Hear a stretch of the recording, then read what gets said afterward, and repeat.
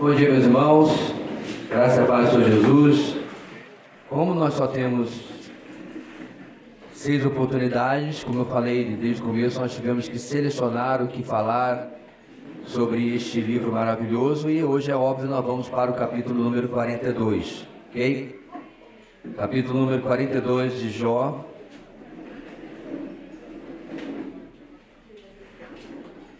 Antes de começar, para não interromper depois, se alguém pudesse me emprestar a sua Bíblia, porque eu resolvi... Pode ser essa rosinha mesmo, é a sua Bíblia, né? Quando o cara é casado, ele diz, né? Esposa. Sume, rapaz. Foi, né? Também, né? Uma colinha, né? Muito bem. Jó, capítulo 42. Irmãos, este é o final. E novamente quem está com a palavra é Jó. E ele já passou por tudo que nós vimos no primeiro e segundo capítulo. Ele já passou por desabafos, ele já passou por respostas que ele deu aos seus amigos. Ele passou por respostas que ele deu ao Senhor. E, por último, levou um monte de perna manca na nuca do Senhor, colocando no seu devido lugar.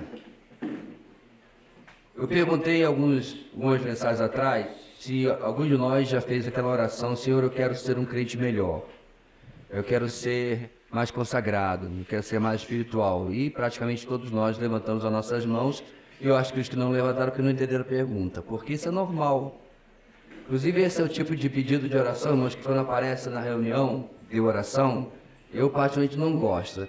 Quero que ore pela minha vida espiritual. Tem 1000 áreas possíveis que esteja acontecendo alguma coisa, né? Então, um pedido genérico desse não dá. Enfim, mas nós queremos ser melhores, estar melhores para com o nosso Deus. E nós aprendemos, meus irmãos, que infelizmente a gente quer isso sem passar pela escola de Jó, como estamos chamando aqui, por aquilo que Jó nos ensina neste livro. Mas eu quero passar para vocês o resultado do que acontece na vida dele. Então Jó respondeu ao Senhor: sei que podes todas as coisas, nenhum dos teus planos pode ser frustrado.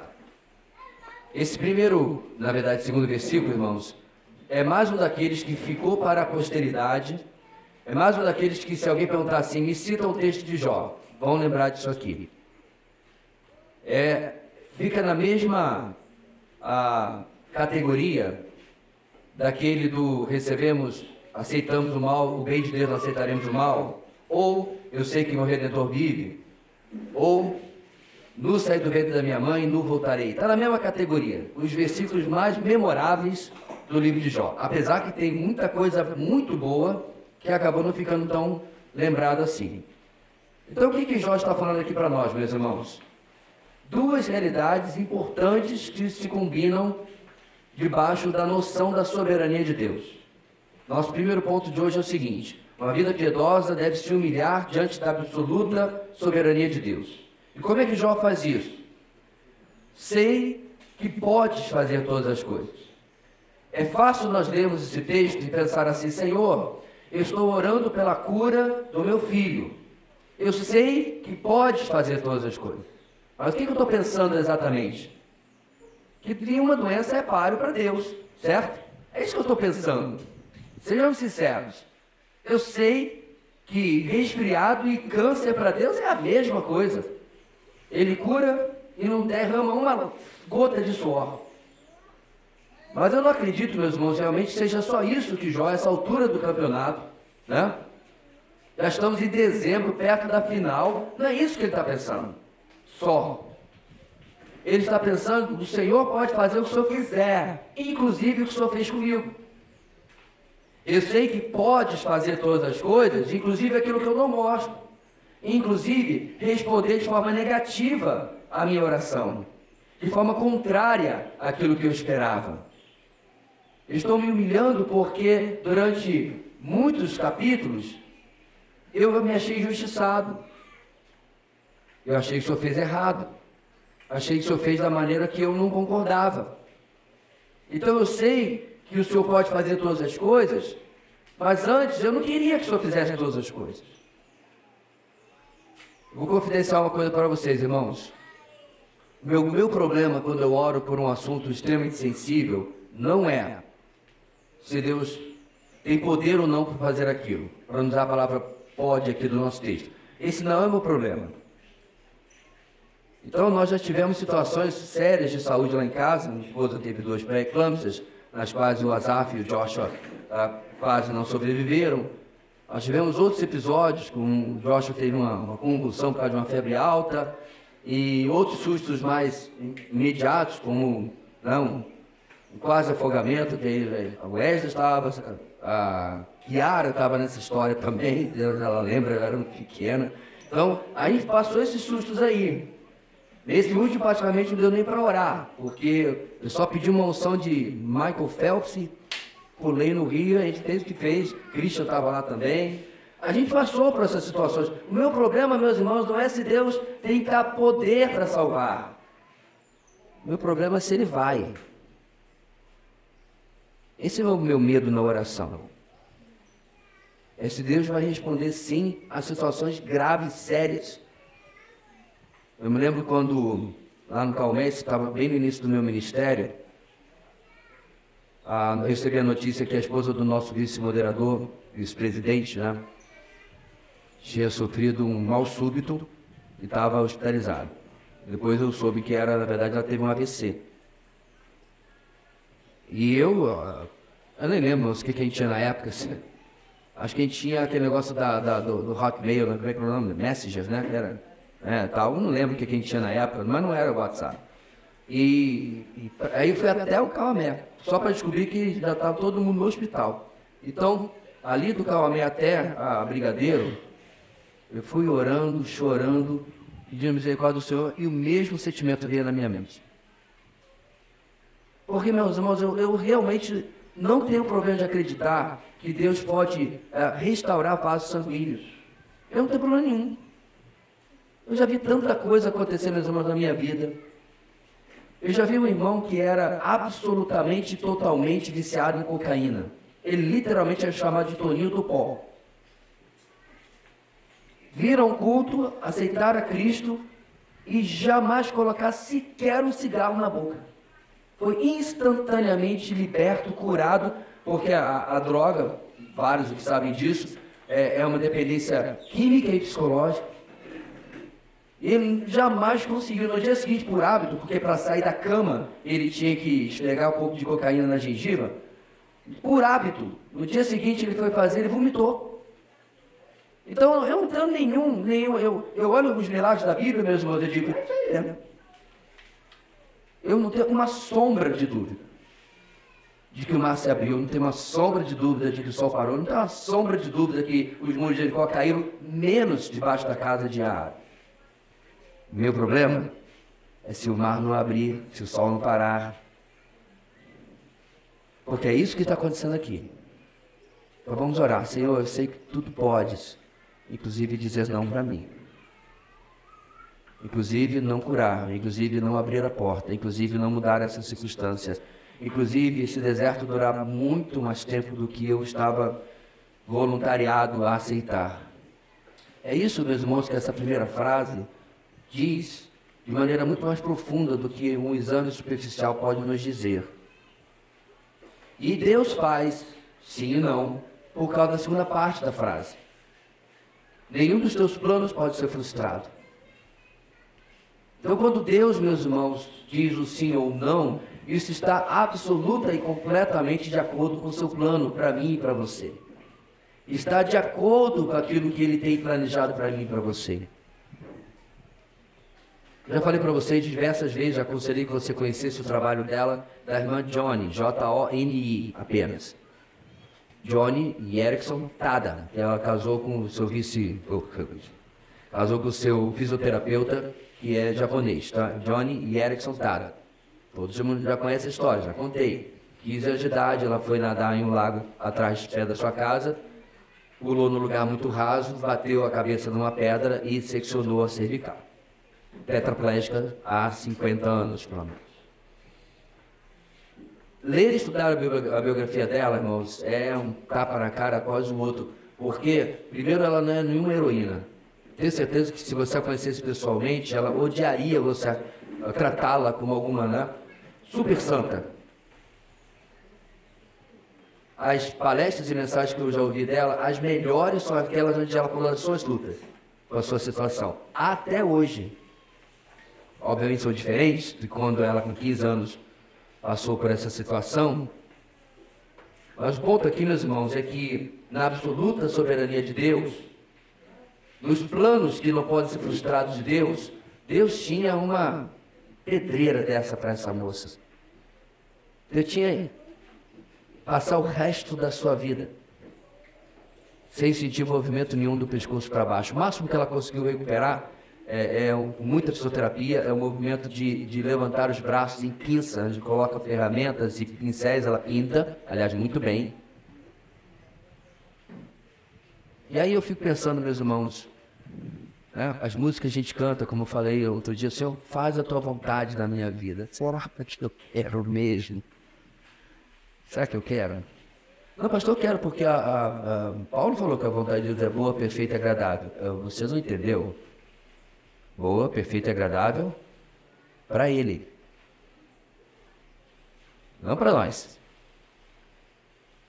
Porque a vontade de Deus, por exemplo, para Davi, foi boa, perfeita e agradável quando deu todas aquelas vitórias, mas também foi boa, perfeita e agradável quando lançou a praga por ocasião do recenseamento. Foi boa, perfeita e agradável quando removeu Saul e o colocou no trono, mas também foi boa, perfeita e agradável quando permitiu que seu filho morresse por causa do pecado com Batseba. Então, não se iluda. Boa, perfeita e agradável não significa sempre vai ser tudo muito bom. Eu vou gostar. Então, quando nós temos, meus irmãos, uma vida realmente piedosa, uma vida realmente consagrada, eu vou buscar me humilhar diante dos sim e não de Deus, porque tudo que Ele faz é bom e Ele é soberano para fazer. Nós estamos bem no começo de um ano, né? Faltam ainda mais de 10 meses, e você já sabe, é só virada de calendário, mas não deixa de ser uma boa oportunidade, porque a gente faz nossos planos meio tipo anuais, né? E a gente precisa buscar, Senhor, qual é a tua vontade? E quanto de humilhação eu precisar puxar lá do âmago, lá do centro do meu ser, para poder gostar dela. Porque quando a resposta é legal, né, bonita, cheirosa, quase nenhuma espiritualidade eu preciso. Quase nenhum esforço realmente eu preciso. Mas quando é o contrário, não é bem assim. No versículo 3, Jó continua dizendo, tu perguntaste, quem é esse que obscurece o meu conselho sem conhecimento? Ele lembra novamente de mais de um dos puxões de orelha que Deus deu. Certo é que falei de coisas que eu não entendia, coisas tão maravilhosas que eu não poderia saber. Tu disseste, agora escute, e eu lhe falarei. Vou fazer-lhe perguntas e você me responderá. Ponto aqui, meus irmãos, que Jó está tentando nos comunicar é que uma vida piedosa deve reconhecer o quanto ainda precisa conhecer a Deus. Quanto que ainda é ignorante na escola e a respeito do Senhor. Perceba como ele faz o fraseado. Primeiro ele reconhece que com as suas muitas elucubrações, inclusive isso aqui é uma chave para a interpretação de tudo que Jó fala, ele falou besteira. Quem é esse que obscurece o meu conselho sem conhecimento? Então quando você lê, meus irmãos, o discurso de Jó, você precisa filtrar por tudo aquilo que eu já falei nesses dias. Ele está passando pelo olho do furacão, ele está passando por uma luta incrível. Então ele não é exatamente uma fonte absolutamente confiável de teologia. Nem muito menos seus amigos. Isso é um problema, meus irmãos, na interpretação bíblica. Não porque a Bíblia seja problemática, mas porque a gente esquece de lembrar quem está falando e qual contexto está falando. Certo? Porque tem muita coisa na palavra de Deus que é registrada para que a gente aprenda como não é. E isso está presente nos discursos dos amigos de Jó e até no que Jó fala mesmo, porque o próprio Senhor perguntou a ele, você obscureceu o meu conselho por ignorância, sem conhecimento. Você falou coisa que não procedia. Você meteu os pés pelas mãos. Você deu com a língua nos dentes. Aliás, esse é um ótimo conselho, irmãos. Quando estiver passando por uma grande prova, uma grande luta, às vezes o silêncio é ouro. valioso. O silêncio vale mais que 1000 palavras, porque às vezes a gente fala um monte de besteira. Às vezes nós falamos um monte de besteira para nós mesmos e nos, digamos assim, desviamos de onde deveríamos estar. E diante dessa repreensão lembrada por ele que Deus fez, ele reconhece. Certo é que falei de coisas que eu não entendi. Coisas maravilhosas que eu não poderia saber. Está aí. Está aí a comprovação de que os discursos de Jó, e por tabela também dos seus amigos, que nem estavam sendo tratados nesse momento, ainda estavam bem verdinhos para poder dar tanto pitaco, tanta opinião, não são de todos confiáveis. Portanto, meus irmãos, nós precisamos perceber que a ansiedade, a luta, que as situações e as provas me trazem, elas vêm porque o meu conhecimento de Deus, eu fiz EBD, eu fiz CFN, eu li a teologia do Franklin Ferreira, que é um tijolo desse tamanho e tal, né? Não, pastor, dele só não, lá na biblioteca da igreja, todas as teses eu já li. Que legal, bom, parabéns para você. O problema, irmãos, é que nós nunca vamos conhecer o nosso Deus de fato. Primeiro, pela sua imensidão, é óbvio, né, sua infinitude, mas principalmente, irmãos, por causa da nossa finitude e por causa da nossa pecaminosidade. O próprio conhecimento que nós temos do nosso Deus, do seu caráter, da sua personalidade, do seu ser, é corrompido pela nossa mente. Alguém já me disse muitos anos atrás, eu não posso asseverar que isso é 100% correto, que a gente precisa tomar muito cuidado para não misturar a figura, nossa figura paterna, terrena, com a nossa figura do nosso Pai Celestial. E aí a gente começa a pegar alguns caguetes e comportamentos do nosso Pai terreno. De repente o Senhor era muito durão, muito ausente, muito bonachão, você, né, passa a mão na cabeça de tudo, e a gente acaba transferindo isso para o nosso Deus. Eu sei que alguns aqui tiveram experiências paternas não muito agradáveis, ou seja, se isso for verdade, isso é péssimo. Porque a gente está corrompendo o ensino bíblico que estamos recebendo do nosso Deus, por causa da imagem do nosso Pai paterno, ou terreno. Ponto é, verdade ou não, é que há muitas variantes da nossa pessoa que nos impedem de conhecer o nosso Deus como nós deveríamos, ou como poderíamos, ou como precisaríamos. Jó está reconhecendo isso, irmãos, no versículo 3, e aí ele repete mais uma parte, dizendo que o Senhor disse, agora escute, lhe falarei, vou lhe fazer perguntas e você me responderá. Ou seja, Deus está colocando Jó na escola de Deus. Está colocando Jó agora para aprender como ele deve pensar, como ele deve agir, como ele deve proceder. Ele já vem fazendo isso em todo este livro, e eu não acredito, meus irmãos, que Jó 42 seja o último capítulo do aprendizado de Jó.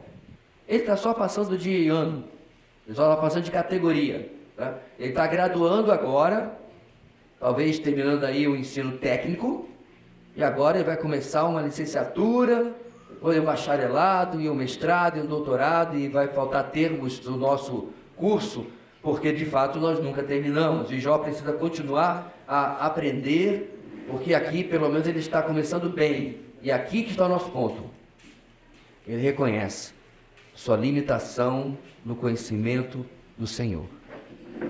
Talvez você possa agora visitar a sua última crise espiritual. Talvez tenha sido uma coisa pequena, durou 10 minutos, mas talvez tenha sido uma coisa pesada, durou um tempão. E se você, meu irmão, colocar essa sua crise espiritual, esse tempo debaixo de uma análise sincera, você vai perceber duas coisas. Primeiro, o problema não estava com Deus. Por mais que a gente fez perguntas como o Senhor pôde? Por quê? Tu não estás me ouvindo. Sabe aquelas perguntas que a gente já sabe a resposta. Todinho delas. Então a primeira coisa importante da sua crise espiritual, que ela tenha passado, ou se você ainda está nela, é que Deus não muda. Ele é absolutamente o mesmo. Então, se você precisa procurar alguma rachadura, alguma falha no projeto, está procurando no lugar errado se procurar no Senhor. Ele, irmãos, é a nossa constante. Ele é o nosso ponto de segurança. Ele é aquele que, quando olhamos para ele, dizemos assim, nossa, estou sentindo uma segurança, inchar a minha vida, inflar a minha vida. Como pode ser isso? É isso mesmo. É por isso que a Bíblia é repleta de dizer, olha, eu coloquei a minha confiança toda no Senhor. Salmo 40. E Ele me tirou de um lodaçal. Viu a insegurança do nosso lado? Que é a segunda parte. Ele é constante. Nós somos o que varia. A inconstante. Somos aquela parte aonde precisamos olhar na nossa crise espiritual pelo problema. Agora, além de procurar no lugar errado quando procuramos o Senhor, eu quero acrescentar isso, nós costumamos também procurar nos outros. Quantas pessoas vocês já conheceram dizendo assim, eu já fui crente. Mas na igreja lá, nas igrejas, ele só se contou uma vida inteira, né? Mas botou na cabeça de generalizar para todo mundo, nas igrejas só tem hipócrita. Bem, no caso, ele estaria perfeito nesse lugar, né? De passagem, mas tudo bem, vamos lá. E aí ele só tem hipócrita, na igreja as pessoas não amam. E aí começa um monte de coisa que ele saiu de lá dodói, saiu de lá magoadinho, né? Eu costumo dizer, meus irmãos, que é engraçado como a cabeça das pessoas funciona, porque uns anos atrás, eu malhava numa academia que nem existe mais, o Big Bom comprou toda aquela quadra, né? Ficava ali do lado do Big Bom, né? E eu me aborreci, porque o proprietário, com quem até me dava bem, falou de uma maneira extremamente atravessada comigo. Eu estava no inverno, eu fui de casa até ali, que é pertinho de bicicleta, e não tem lugar, a academia começa literalmente à porta. Eu não tinha corrente nem nada, e eu peguei e passei com a bicicleta para botar no fundo. E eu estava errado, porque o pneu estava molhado, mas a forma como ele falou comigo, eu falei, parece que eu estou fazendo um favor de estar aqui. E eu resolvi não voltar mais. Porque eu não queria aceitar, porque não era a primeira vez também que ele falava com clientes assim, né? Eu resolvi não aceitar, certo? Então, desde então, meus irmãos, eu jamais pisei numa academia, porque são todas iguais. Claro que não. Um mês depois eu estava em outra. Descobri uma, né, tal, e passei para outra. Mas aparentemente, alguns dodóis com as igrejas, né, desigrejado é bem assim. Uma raça que eu vou te contar. Todo mundo é ruim. A verdade é, meus irmãos, que muitas vezes as pessoas estão magoadas com os outros porque falaram as verdades que eles não queriam ouvir. Olharam para Deus para encontrar na sua crise de fé um problema, lá não tem. Olharam para as pessoas e talvez ali havia alguns problemas, mas encontraram também pessoas que falaram na lata aquilo que elas precisavam ouvir. E, muitas vezes na lata, mas com veludo ao redor. Com o amor cristão, com a graça necessária. Mas não adianta. Porque no fundo, na crise espiritual, nós não queremos reconhecer que o problema, a fonte do problema, sou eu. Já reparou que, como é comum em crise espiritual você não ler a Bíblia? Já reparou isso? Aí começa a faltar os cultos. EBD dança, GV acabou. Por quê? Porque no fundo eu sei que eu vou ouvir coisas que eu não quero. Verdades que vão me incomodar. E eu vou perceber que eu não conheço realmente Deus e a realidade espiritual. E eis aí a fonte da minha crise espiritual. Jó está à nossa frente. Nesse ponto, pelo menos, ele está em vantagem, porque ele reconhece, ele está necessitado de voltar aos bancos da academia de Deus, da escola de Deus, para aprender. Uma vida piedosa deve se humilhar diante da absoluta soberania de Deus, deve reconhecer o quanto ainda precisa conhecer a Deus. E aí no versículo 5 e 6 ele diz: meus ouvidos já tinham ouvido a teu respeito, mas agora os meus olhos te viram. De novo, outro texto que ficou para a eternidade, não é? Quantos de nós já não recitamos, cantamos, deve ter alguém que botou em camiseta, que é muito bom. Porque não é totalmente diferente, meus irmãos. Quantos presidentes da República você já conheceu?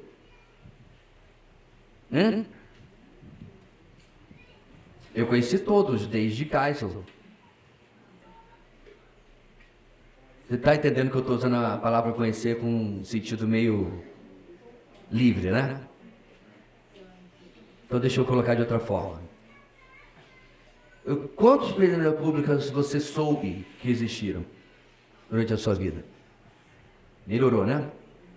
Na verdade, eu nasci em Costa Silva, se eu não me engano, mas eu não era muito pequeno, mas eu me lembro, o primeiro presidente era aquele velhinho de cabelo branco, Geisel, que primeiro eu chamava de Geisel.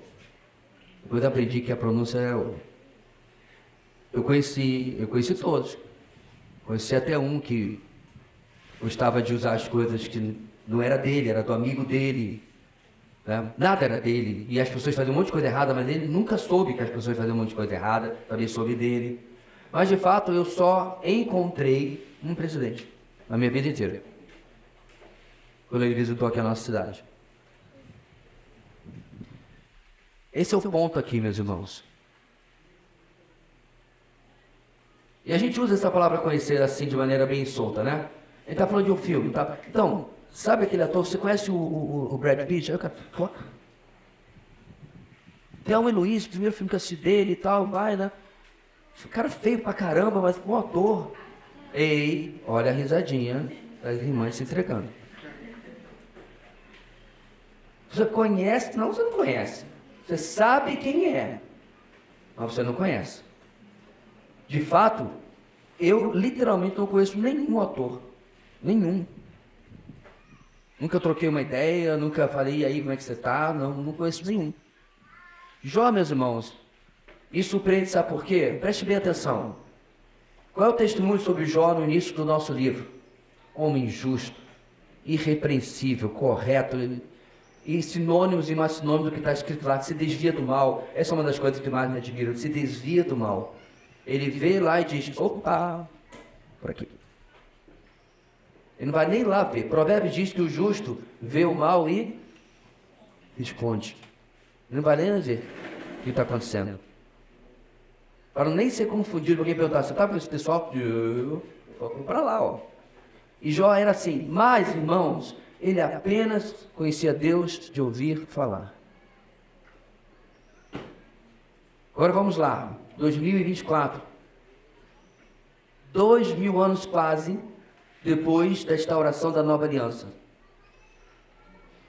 Bem, nós não somos responsáveis por todos esses quase 2000 anos, porque a gente não está aqui há tanto tempo, mas nós somos responsáveis pelos quase 54, quase 40, quase 30, quase 20, que nós estamos aqui na nova aliança.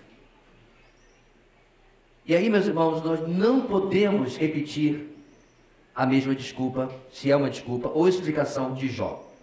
Nós não temos como dizer, meus ouvidos já tinham ouvido a teu respeito. Senhor, eu entendi por que eu não deu certo aquele teste espiritual que o Senhor colocou na minha vida. É que eu só tinha ouvido a teu respeito. Não. Irmãos, eu vou dizer categoricamente aqui, a não ser você que ainda não conhece a Cristo como seu Senhor e Salvador pessoal, você é uma ótima pessoa, não estou duvidando disso, mas existe uma separação clara na humanidade, segundo, mesmo em cor-de-rosa, as Escrituras. Entre aqueles que estão debaixo de uma aliança com Deus por meio dos méritos de Cristo, pelo seu sangue derramado na cruz, o sangue da nova aliança, e aqueles que não estão. Não é negros, brancos, amarelos, avatar, não. Ricos, pobres, classe média, essa não é a divisão que importa a Deus. Não importa absolutamente nada. Então é nesta manhã, se você está aqui, você não tem absoluta certeza que você tem uma aliança com Deus por meio de Cristo Jesus, você precisa resolver a sua vida. Mas a esses que estão aqui, aos quais a maioria eu conheço, que tem esta aliança, meus irmãos, nós não podemos nos esconder debaixo de Jó 42, versículos 5. O máximo que nós podemos depreender daqui, meus irmãos, é sobre o impacto de cada aprendizado sobre a pessoa soberana do nosso Deus, nosso terceiro ponto. Perceba, meus irmãos, que os problemas, as lutas, as dificuldades, os desafios na nossa vida, é verdade, se passarmos de maneira piedosa, a gente é promovido. A gente amadurece, a gente cresce. Eu já contei para vocês, me perdoam novamente o exemplo pessoal, como a minha experiência, obviamente a da minha esposa muito mais dramática, porque era o corpo dela, era a vida dela, mas e eu como espectador externo, não sou médico, não posso ajudar em nada, só podia orar.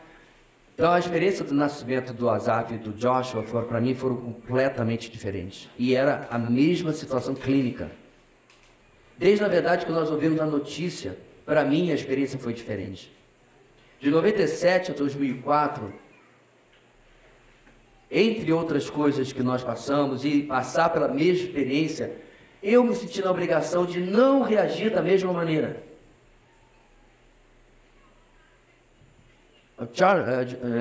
John Wesley dizia que de 4 em 4 anos você deve pegar todos os seus sermões e botar fogo. Porque na cabeça dele ele diz assim, se você ainda é o mesmo crente que vai pregar as mesmas coisas, com a mesma profundidade, do mesmo jeito, depois de 4 anos, não está errado, né? E eu reconheço, meus irmãos, pela graça de Deus, eu já peguei sermões bem antigos para revisitá-los, eu sabia que ia pregar no mesmo texto, né? Então eu vou pregar nesse texto aqui, vou dar uma olhada que eu preguei lá em 2001. E olhava dizendo assim, nossa, que coisa fraquinha. Vou dar uma aprofundada nisso aqui. Às vezes eu não aproveitava agora quase nada. Dizia assim, como as pessoas conseguiram ouvir isso aqui? Então é óbvio que a gente não pode ser o mesmo durante um longo curso de tempo. E particularmente foi isso que eu experimentei. Eu lembro claramente, eu estou achando até que foi a Marcela que tirou o palito pequeno para ir lá falar comigo. O pessoal estava, vai lá. Porque eu estava, meus irmãos, escolhi um lugar estratégico que dava de frente para o corredor do centro cirúrgico para poder ver o andamento, né? Quem entrava, quem saía, quando ele entrou, quando o doutor Mal... agora fugiu o nome dele. Entrou e assim foi. E lá estava, né? Olhos abertos, prestando atenção e orando. Mas, meus irmãos, vocês tinham que me ver em 28 de abril de 97. Eu estava um carro.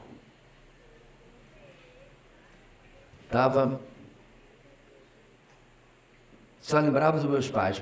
A minha irmã nasceu com problemas também de parto, porque minha mãe teve deslocamento de placenta. Então a gravidez já com a idade mais avançada e ela teve esse problema. E eu me lembro claramente meu pai contando depois que ele ficava na sala de espera, só pensava em onde eu vou achar um caixão tão pequeno. As piores coisas passam na nossa cabeça nesse momento, todos aqui sabem disso. E eu pensava a mesma coisa. Só pensava nisso. E de novo, eu lembro que eu falei agora há pouco, meu problema não era se Deus poderia salvar, Deus tinha poder para salvar. Mas se Deus ia querer salvar.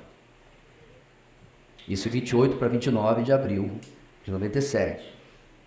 De 12, dia do meu aniversário, para 13 de maio de 2004, a minha experiência era completamente diferente.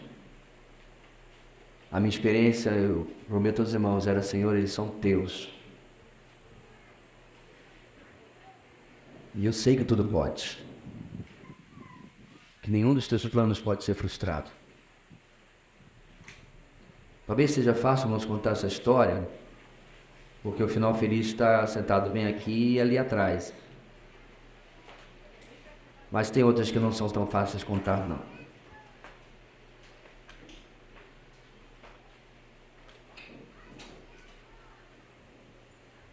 Jó, meus irmãos, tem para nós um crescimento de vida com Deus que deveria ser a coisa mais preciosa para nós. Como é triste, irmãos, ver os anos passando na nossa vida e perceber que você não está onde você deveria estar. Ver os anos passando e a idade chegando na nossa vida e você dizendo assim, eu já deveria ter passado dessa fase no videogame. Estou empacado aqui. O chefão me derrota vez após vez. Só fico no cheirinho. Não chego lá. Não alcanço o que eu deveria. Continuo sendo afetado e aborrecido e agravado por coisas que não deveriam mais estar presentes na minha história, no meu histórico. Mas, meus irmãos, nós podemos sim ser impactados pelo aprendizado maior e crescente sobre a pessoa do Senhor. E o que vai acontecer conosco, irmãos, quando assim o fizermos? Olha o versículo 6. Porque agora eu percebi que eu estava numa categoria por causa do que o Senhor pôde fazer. Eu estou em outra. Por isso, menosprezo a mim mesmo, me arrependo no pó e na cinza. A resposta de Jó diante do que Deus faz em sua vida é dizer: eu lhe adoro, eu me humilho, porque se eu tivesse sido poupado disso que eu estou passando, eu não teria experimentado o que estou experimentando. O grande problema, meus irmãos, das pessoas quando leem o livro de Jó, especialmente nesse infeliz cenário que nós temos no mundo evangélico de hoje, da heresia, da prosperidade, é algo tão absurdo que não dá nem para ofender, chamar de teologia da prosperidade, é que as pessoas leem o resto do livro e confundem tudo, não entendem nada. É verdade, o texto vai terminar de uma maneira que chama a nossa atenção. Depois que o Senhor disse essas palavras a Jó, ele se vira para Elifaz, e aí ele confronta os seus amigos. No versículo 10, depois que Jó orou por seus amigos, o Senhor o tornou novamente próspero. Ele deu em dobro tudo o que tinha antes. Epa! Aí dá vontade de você ir lá no primeiro capítulo e multiplicar por 2. Os bois, os camelos, as ovelhas, tudo por 2. Dá dobro, está escrito aqui. Todos os seus irmãos e irmãs e todos os que haviam conhecido anteriormente vieram comer com ele em sua casa. Agora o pessoal aparece. Interessante isso, né? Cadê esse povo? Pelo menos isso, irmãos, eu vou dar uma estrelinha para os amigos de Jó. Eles são um bando de nó cego, falam um monte de besteira, mas estavam lá. Parentada fugiu, sumiu, mas agora apareceram.